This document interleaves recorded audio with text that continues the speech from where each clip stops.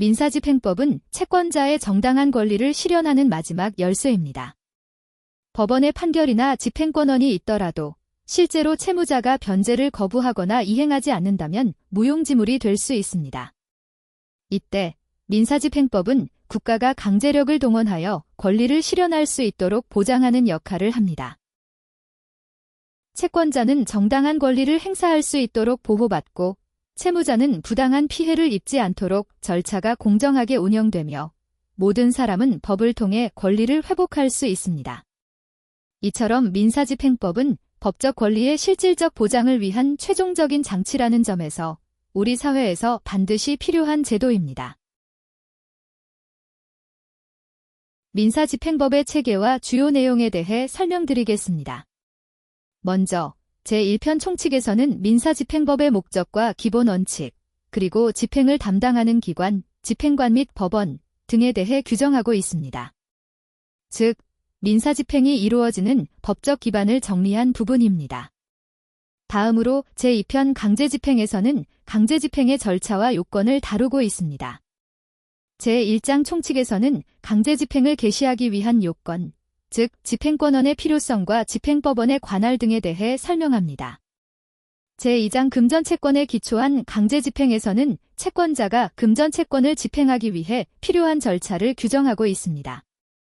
제1절 재산명시 절차 등에서는 채무자의 재산을 파악하는 방법, 즉 재산명시, 재산조회, 채무불이행자 명부 등재 등에 대해 다룹니다.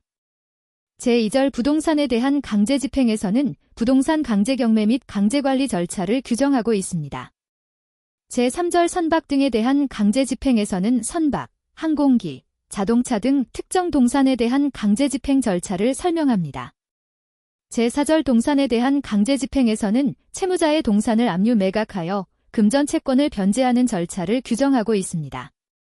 제3장 금전채권 외의 채권에 기초한 강제집행에서는 금전채권이 아닌 특정물 인도, 권리 이전, 일정 행위의 이행을 강제하기 위한 집행 절차를 다룹니다. 다음으로 제3편 담보권 실행 등을 위한 경매입니다. 여기서는 저당권, 근저당권과 같은 담보권을 실행하기 위한 경매 절차를 규정하고 있습니다. 채권자가 담보권을 행사하여 경매를 통해 채권을 회수하는 과정이 포함됩니다. 마지막으로 제4편 보전처분입니다. 보전처분은 본안 소송 전 또는 소송 중에 채무자의 재산이 유출되는 것을 막기 위한 절차입니다. 제1장 가압류는 금전채권을 보전하기 위한 절차로 채권자가 본안 소송 전 재산을 확보하기 위해 신청하는 제도입니다.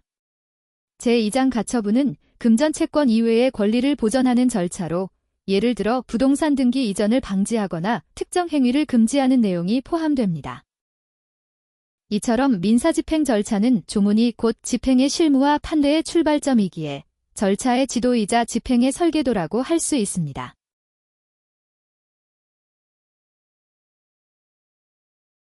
민지법 22번 문제입니다.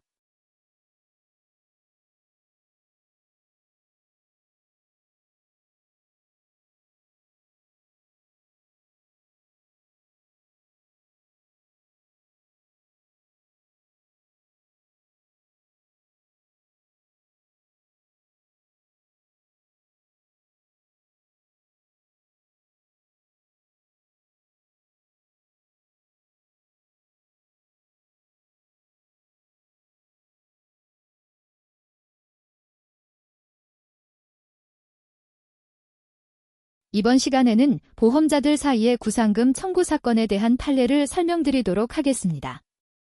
이 사건은 양 당사자가 각각 보험계약을 체결한 차량 간의 교통사고에서 비롯된 것입니다.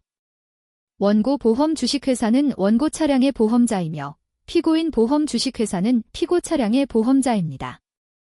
사고는 2016년 4월 14일 발생하였으며 당시 원고 차량이 주행 중 피고 차량 뒤에서 나오던 보행자를 충격하는 사고가 발생하였습니다. 이에 따라 원고는 피해자에게 합의금 및 치료비 명목으로 약 5,800만 원을 지급하였습니다. 원고는 피고에 대해 피해자에게 제공한 손해배상금 중 피고 차량 운전자의 과실 비율에 해당하는 금액에 대한 구상금을 청구하였습니다. 이 사건의 주요 쟁점은 세 가지입니다. 첫째, 원고가 청구하는 구상권이 직접 구상권인지 아니면 보험자 대위에 따른 구상권인지가 문제되었습니다.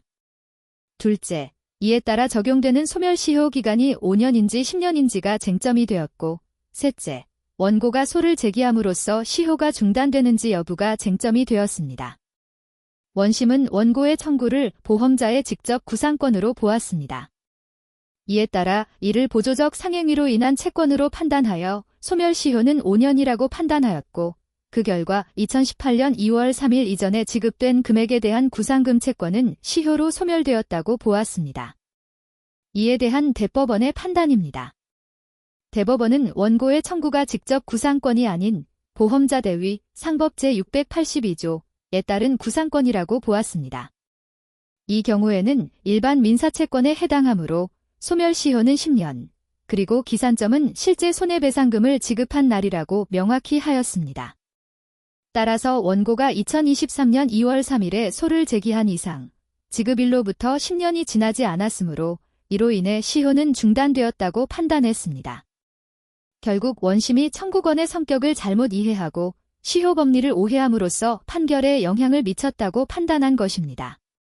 대법원은 위와 같은 이유로 원심 판결을 파기하고 환송하였으며, 그에 따라 원고의 구상금 청구 중 일부가 시효로 소멸되었다는 원심 판단은 재검토되어야 한다고 보았습니다. 본 판례는 구상금 채권의 법적 성격과 소멸시효의 적용 기준을 분명히 한 사례로 실무상 시효 계산 및 대위권 행사 시 유의할 점을 잘 보여준다고 할 수 있습니다. 오늘도 시청해주셔서 감사드립니다.